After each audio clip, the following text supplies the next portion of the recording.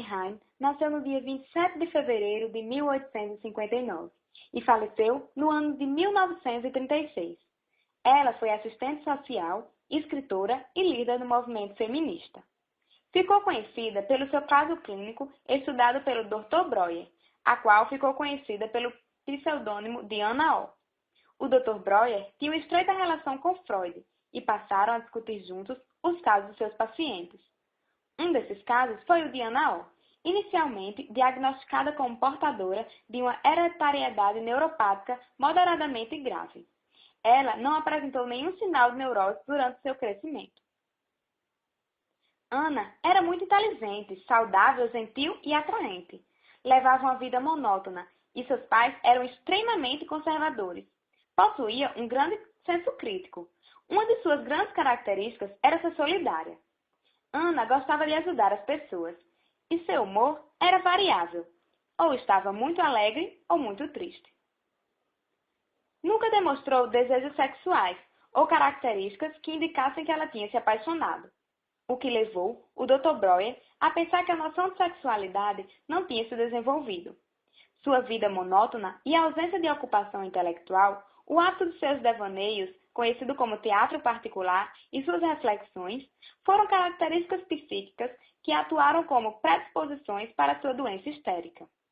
Anna O adoeceu aos 21 anos e teve um agravamento da doença após a morte de seu pai, que morreu vítima de um abscesso tubercular. Esse evento tinha o deixado um grande trauma em sua vida, já que sua relação com ele era de muito mimo. Sua doença foi caracterizada por diferentes fases.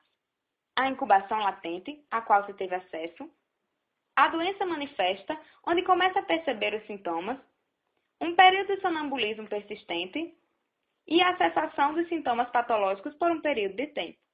Seus sintomas eram graves, sendo o primeiro deles uma tosse muito intensa, tosse nervosa típica, desenvolvida quando estava à cabeceira da cama do pai e ouviu o som de uma música. Quis dançar e foi recriminada. Seguido por outros sintomas, como a paralisia dos seus membros, sob a forma de contraturas, alterações da visão, estrabismo, sonambulismo, deterioração mental, náuseas e momentos de perda de memória. Essa perda, após estudos, foi tida como ausência de consciência.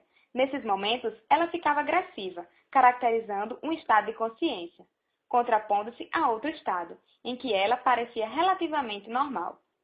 Esses sintomas caracterizavam um quadro de histeria, e foi a partir desse momento que se inicia o tratamento por Breuer.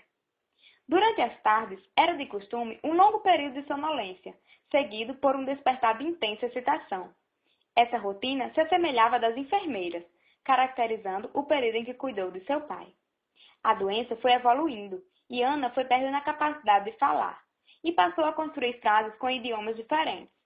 Em seguida, perdeu a fala por algumas horas, e depois alguns dias. Breuer concluiu que havia um distúrbio psíquico, em que ela se sentia ofendida com algo, mas que não queria falar sobre isso. Ele a obrigou a falar e Ana perde a vergonha e sua angústia é expressa. Posteriormente, passa a falar apenas inglês, porém de forma difusa. Entende-se que a morte do pai pode ter sido o desencadeador do trauma de todos os seus sintomas. Quando ele estava doente, Ana o viu por curtos períodos de tempo e dedicou todas as suas energias ao cuidado dele. Assim, sua própria saúde foi se fragilizando cada vez mais. Após a morte de seu pai, ela teve uma redução da angústia, um momento de tranquilidade e uma descontração da musculatura hiperrígida. Ana se incomodava com a presença de alguns de seus parentes, sentindo-se à vontade apenas com a presença do seu médico, o Dr. Breuer, única pessoa que ela conseguia reconhecer no primeiro contato. De tal modo, só se alimentava quando mesmo oferecia.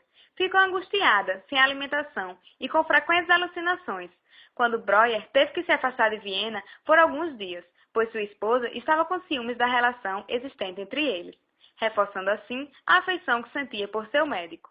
Anna O exibia o que se tornou conhecida como transferência positiva para Breuer. Ela não permitia, nesse período, ser tratada por nenhum outro médico. Ao despertar dos seus períodos de sonolência, durante a tarde, reconhecidos como auto-hipnose, narrava suas alucinações do decorrer do dia e contava também histórias sempre tristes, como uma moça sentada na cabeceira de um doente. Passaram a surgir em Ana fortes impulsos suicidas, o que a fez ser transferida para uma casa de campo. Ao temer essa mudança, Ana foi acometida novamente de um intenso afeto de angústia, que se acalmou ao acontecer o que temia. Ela permanecia em seu sono profundo vespertino, aliviando-se sempre que falava e reproduzia imagens assustadoras que a aterrorizavam. Ana denominou esse método de talking cure, a cura pela fala, que, posteriormente, passou a ser o método utilizado pela psicanálise.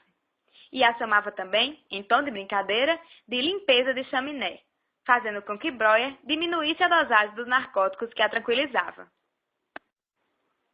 Seu estado experimentou melhoras. Já conseguia se alimentar sem dificuldades, passando a ter uma estreita relação com o Dr. B., amigo de Breuer, que a visitava, e com o seu cão de estimação. Após esse período no campo, Ana retorna a Viena, já apresentando características suportáveis, porém apresentando posteriormente um agravo em seu estado psíquico. No período de Natal deste mesmo ano, ela apresenta novamente estados alternados de consciência, onde em um vivenciava o inverno de 81-82, a Condius Secum, a qual se encontrava cronologicamente, e em outro, vivenciava tudo o que ocorrera em 80 e 81, permanecendo em ambos os estados apenas o fato da morte de seu pai. Esse sintoma persistiu até o final de sua doença. Dentre todos os sintomas relatados, Ana apresentou, em um verão de intenso calor, impossibilidade de beber água, mesmo estando com muita sede. Ela pegava o copo com água, tocava-o nos lábios e rapidamente repelia-o. Fato este que se explicou devido a presenciar o seu cão de estimação bebendo água em um copo nos aposentos de sua dama de companhia, a qual a detestava. Através do método utilizado por Breuer, a hipnose, esse e outros sintomas, após serem descritos, geralmente em sua ordem inversa, eram eliminados permanentemente. Os sintomas eram tratados individualmente, todos descritos com uma natureza de detalhes, às vezes indistinguíveis dos reais e imagináveis.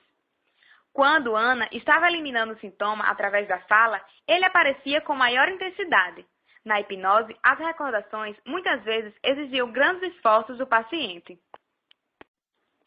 Ana vivenciou alucinações como ver a imagem da caveira no pai, uma cobra no fio de seus cabelos ou em fitas e coisas semelhantes, e um período de surdez devido à sua incapacidade de ouvir durante a sua análise. Esses traumas psíquicos necessitavam de uma verbalização para que os sintomas físicos fossem eliminados. Como era o seu propósito, o término do seu tratamento se deu ao completar os 18 meses, com a reprodução do quarto de seu pai, o ambiente o qual constituiu a raiz de toda a sua doença. A partir dessa reprodução, os sintomas persistentes durante toda a doença desapareceram.